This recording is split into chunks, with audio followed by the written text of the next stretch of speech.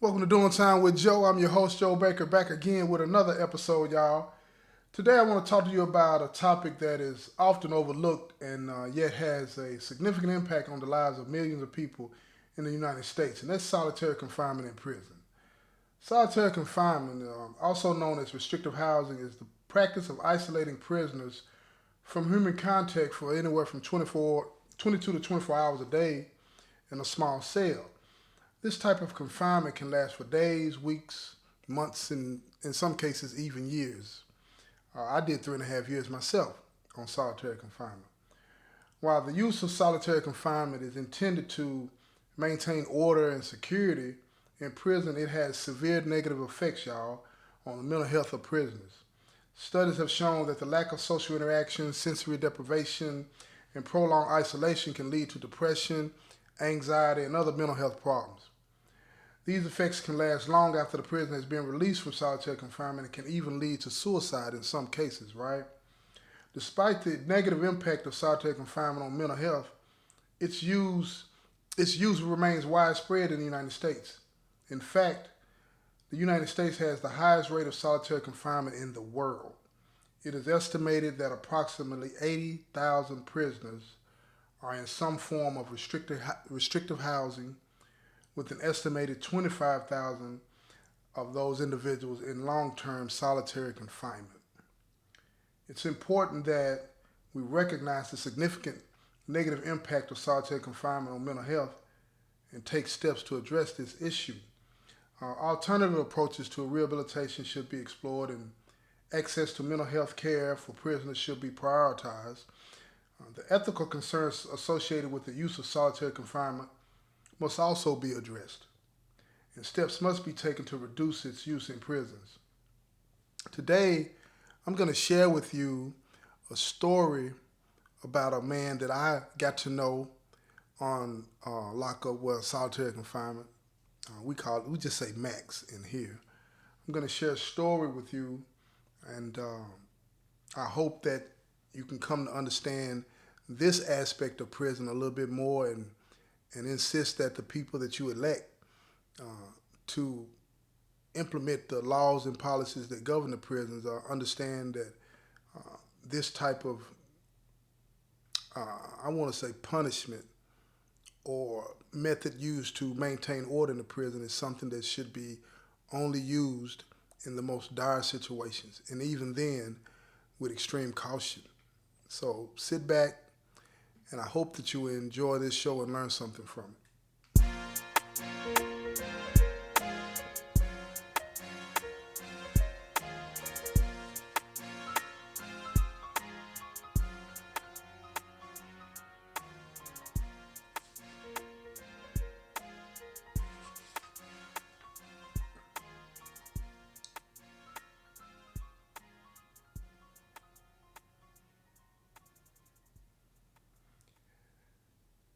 As a society, we have long been aware of the need for prisons, right, and incarceration to punish those who have broken the law. But however, what we often fail to recognize is the impact that such confinement can have on the mental health of people in here, right? In particular, the use of solitary confinement has been shown to have significant negative effects on our mental health. It's just a fact, y'all. Solitary confinement, also known as segregation or the hole, we call it max in here, is the practice of confining a prisoner to a small cell. And when I say a small cell, I'm thinking like, let me give you an example. Um, like a walk-in closet, but maybe not as big as that. You know, if you stand in the middle of the floor and stretch your arms out, and I'm 6'1.5", and I have a wingspan, I guess, of a little bit over 6 feet. If I stand in the middle of the floor, uh, take another half of one of my arms, or maybe a little bit more than that, and I can touch both sides of the wall of the cell. And that's how big it is. And inside that cell, you have a toilet, a sink that's connected. It's usually, most of the time, it's the metal toilet and sink. I don't know if you're even familiar with that, but it's metal. It's not the kind of toilet that you're used to at your house. So trust me on that. And you have a bed in there, and it's usually a concrete slab that extends out from the wall, big enough to hold a mattress. And the mattresses are not they're not Posturepedic, y'all. Just trust me on that. And that's what you have in there. And you have to live in there. Well, in here we do more like 23 in one. They let you come out to take a shower, and then another 30 minutes. Yeah, yeah. You get an hour out for rec and 30 minutes for a shower, right? But the small cells, man. And then when you're in the cell, you don't have any human contact with anybody else. I remember this guy, when I got put on max, he would go to the showers. And every 4 or 5 months, he would buck them and wouldn't want to come out of the shower, right? And they'd have to go in and tase him. He's soaking wet. They would tase him just to get him out of the shower. And one day we were out on the rec yard, and I was talking through the cage to him. I said, bro, why you do that, man? Why you letting them people come in there and shock you like that? He said, man, I just want somebody to touch me. That's what he told me. He said, man, you haven't been over here long enough to understand what I'm talking about. But you're going to see if they keep you over here, right? He had already been locked up on max at that time, 4 or 5 years, and he was losing it. You know what I'm saying? He was losing it. The use of solitary confinement is a common practice in prisons, though, across the United States, and it's often used as a disciplinary tool for those of us who have violated prison rules. But I got put on max not because I had violated any kind of rules. I got put on max because I had already been sentenced on one charge. I was facing the death penalty on another one.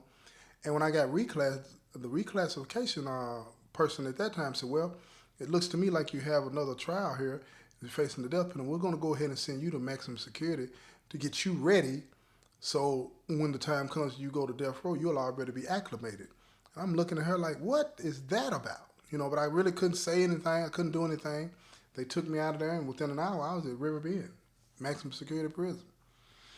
So research has shown that the use of solitary confinement can have significant negative effects on the mental health of prisoners. One of the most common mental health problems associated with solitary confinement is depression. And I went through that. I was on Eleville before I got to the prison, and they kept me on Eleville for depression. It just got worse while I was there. In fact, some studies have found that the rate of depression among those of us in here in solitary confinement especially is as much as 5 times higher than among people in the general population, In addition to depression, solitary confinement has also been linked to anxiety, panic attacks, and PTSD. The mental health problems can have long-lasting effects on us. Even after we have been released from solitary confinement in prison, we still suffer from those things. Today, I still suffer from anxiety attacks. I'm not going to say that it all stems from me being on solitary confinement, but being on solitary confinement didn't help me with my issues, And one of the reasons that solitary confinement is so damaging to mental health is that it deprives us of the social interactions that we need.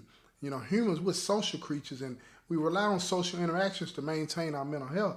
And when we are confined to a small cell with no human contact, we are deprived of crucial social interactions that all human beings need to maintain a healthy mental state. And I understand how a lot of people will be upset with us because of what we did to get put in here, but is the goal to drive us insane? Is that the satisfaction that people get out of, we want you punished? Drive them insane so they have no sense whatsoever? And I get it. I do. I swear I get it. And I accept responsibility for what I did, but is that what's going to satisfy some victims for what we've done to them? And maybe it is, maybe it won't be. I don't know. But furthermore, the sensory deprivation that comes with being in solitary confinement can also have a significant impact on mental health. The lack of stimulation. You know what I'm saying? That's what I was talking about my dude that used to go to the shower and then buck and make him come in there just to touch him. We lack stimulation, and that stuff messes with us. It causes us to have hallucination and other symptoms of psychosis. You know what I mean? And we just lose a sense of time and everything. And like I said, another factor that contributes to the negative effects of solitary confinement on mental health is the length of time that we are confined. Now, they've changed the rules now. I don't think you can do more than 5 years at a time. And even during that time, they have to let you out. You know what I'm saying? Periodically to let you, shake that off, I guess. You know what I'm saying? But short periods of solitary confinement may be necessary in some situations. And I get that, And long-term confinement, solitary confinement, It might have to be used, but it's going to come at a cost. It's going to come at a cost. It's going to mess with the mental of that individual, right? And studies have found that those of us in long-term solitary confinement are more likely to experience mental health problems. And that bothers me because I think about, all the people that are now on Max. I remember a lot of the guys that were on Max, and I never understood, well, at the beginning anyway, I didn't understand why they used to just stand up on the door all night just yelling, walking back and forth, keeping the light on while they walked back and forth in the cell. And I used to just sit in the cell and look out through the window. They really couldn't see me. And I used to just watch them. I'm like, man, they are tripping. But guess what? After a while, I was doing the same thing. I was doing the exact same thing. I used to pace in the cell, and it's not that big, y'all. Keep in mind, go inside. If you got a walk-in closet or you got a pantry, go in there and walk in a circle. That's what a cell is. About as big as that. It's about as big as that. One of those sheds, those small sheds, those rough, tough sheds that you can buy that come on the commercials on TV. It's about that big. It's about that big. Go inside of there and walk laps. I used to walk laps in my cell. And in my mind, I'm walking miles and miles. So I walk till I sweat. And in my mind, my mind adjusted to that space. And I thought I was straight. I thought I was straight. Now, one more thing, though, on that, though. It's also, that the negative effects of solitary confinement are not limited to prisoners themselves. Now, remember that now. It's not limited. Research has shown that prison staff who work in close proximity to us in solitary confinement are also at risk for mental health problems. And that includes depression and anxiety and PTSD. Furthermore, and I'm serious, y'all, I'm trying to get you to understand what I'm talking about. Furthermore, the use of solitary confinement has been shown to have a disproportionate impact on certain groups of prisoners. Some of y'all might not like this, but I'm going to keep it 100. For example, prisoners with mental health problems are more likely to be placed in solitary confinement than those without mental health problems because they don't know what to do with them. Additionally, prisoners from marginalized communities such as LGBTQ plus people and people of color are also more likely to be placed in solitary confinement. For different reasons. The LGBTQ plus community, they put them in the hole or in Max or whatever because they say they want to protect them from the general public. A lot of stuff be going on in here, y'all. And people of color that might act out in the same way that a white person might act out will get punished more harshly and get thrown on Max because they say, we can't control him. You know what I mean? And given the negative impact of being on solitary confinement, it's important that we explore alternatives to this practice, y'all. We have to be more involved. Some experts have suggested that alternatives such as group therapy or, restorative justice programs may be more effective at rehabilitating us and reducing the recidivism rate. I don't know. The use of solitary confinement in prison raises important ethical concerns as well. It's considered a form of torture, y'all, by many human rights organizations. And it's recognized as such by the United Nations. I don't think a lot of people out there even know that. In my research getting ready for this episode, I discovered that. In 2011, the UN Special Reporter on Torture stated that prolonged solitary confinement should be abolished in all countries as it violates the prohibition of torture and cruel and inhumane and degrading treatment or punishment. Despite these concerns, the use of solitary confinement remains widespread in the United States. According to a report by the National Institute of Justice, y'all, approximately, like I said before, 80,000 people in prison are under some kind of restrictive housing in 2014, with an estimated 25,000 in long-term solitary confinement. That's real talk. Now, President Obama banned the use of solitary confinement for juveniles in federal prisons back in 2015, and in 2016, he called for a reduction in the use of solitary confinement for adult prisons. So big props to him for doing that. You know what I mean? Big props to him for doing that. Some states have implemented reforms to reduce the use of solitary confinement. Like up in New York back in 2019, they passed the Halt Solitary Confinement Act, and that limits the use of solitary confinement to no more than 15 days and 20 days and in a 60-day period, you know? But it's a whole lot that needs to be done about that.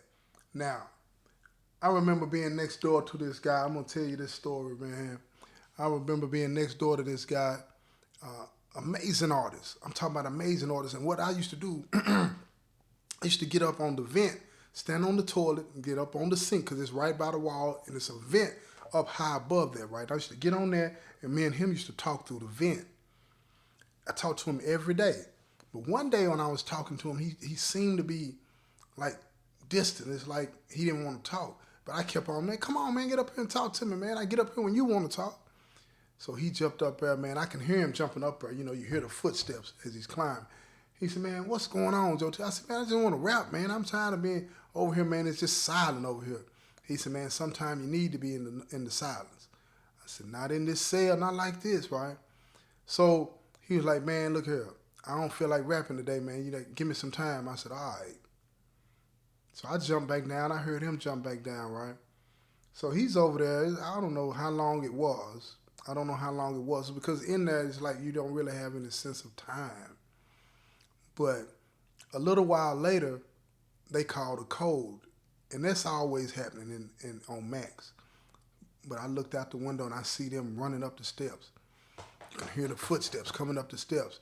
They get to his cell. He's right next to me. They pop the door. I'm like, what's going on? He's in there on the floor, gagging, choking. And I'm like, man, what's wrong with him? I couldn't see. But I can hear the officer say, pull the blanket, pull the blanket. The first thing I'm thinking that he's trying to hang himself, right? But now, they pull him out of the cell. And I'm looking. I got to lean, though. I can't really see all of it because they hadn't pulled him out of the cell far enough for me to see everything. Yeah, but I saw his legs, you know, like from his waist down. They pulled him by his feet. And I could see it was like he was convulsing because every now and then his legs and the bottom half of his body would come up off the ground somewhat. So they kept saying, pull the blanket, pull the blanket. And they kept pulling him out of the cell. And then I saw they were pulling the blanket out of his mouth. He had tried to kill himself by swallowing a blanket. Think about that now. Think about that. I can't even put 2 fingers in my mouth without gagging. You understand? He tried to swallow, and then he didn't chop it up into pieces, y'all. He didn't chop it up into pieces. He just started eating on the blanket and swallowing it and swallowing it. But they were pulling the blanket up, and when they were pulling it out of his mouth, I can see now. I got a good picture of him because he's laying on the floor and right there in front of the cell, and they're working on him. They're trying to get this blanket out. He's gone, though. He's unconscious, rather. He's not dead, but it's like he wasn't aware. Let me say it like that. I don't know if he was unconscious or not, but it was like he wasn't there. And as they were pulling the blanket out, I'm seeing all kind of stuff on the blanket, and I'm thinking that's stuff that's in his throat and coming out of his lung, but it was feces. He had put feces all over the blanket and was swallowing it. And when they finally got it up all the way out of him on that last pull, I don't know how much was in him, but on that last pull, all kind of vomit and just it was nasty, y'all. It was nasty. Blood was mixed in it, and he convulsed a couple of times, and then his body went limp, laying right there in front of the cell. And I'm looking at him, I'm like, man, this is crazy. He had lost it. And he tried to kill himself by eating the blanket. So they get him on the gurney, they rush him downstairs, they take him on out. You know, they take him to the hospital. After about a week, maybe a week, I don't know how long it was, they brought him back, put him right back in the cell. Cell hadn't been cleaned or nothing. Put him right back in the cell, and I'm talking to him. I said, man, what's going on? He said, man, I couldn't take no more. I couldn't take no more. I said, but man, not like that, man. Not like that. He said, man, I don't know what it was. It's just some told me to eat the blanket. I said, some told you to eat the blanket. I said, was it a voice or something? He was like, it really wasn't a voice. It was just more like something in my head was saying, eat the blanket. I said, man. So we talked a little bit more, and I got down off the sink. I'm laying in my bunk, man, and I'm like, man, I hope I don't never get like that, man. And I'm laying there and the tear rolls down my face, you know, and I'm just thinking about, man, what have I done? What have I done? I've never in my life known people like that.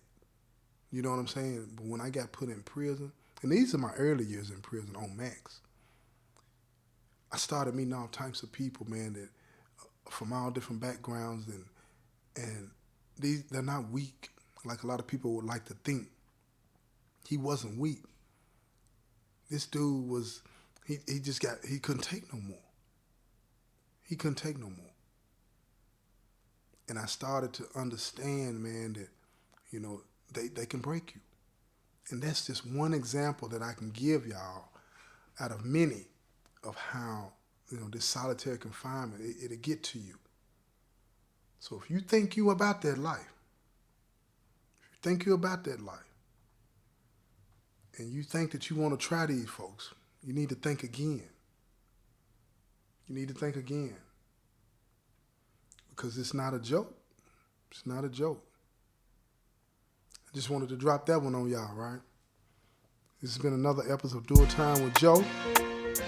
I'm your host, Joe Baker. And I say peace, y'all.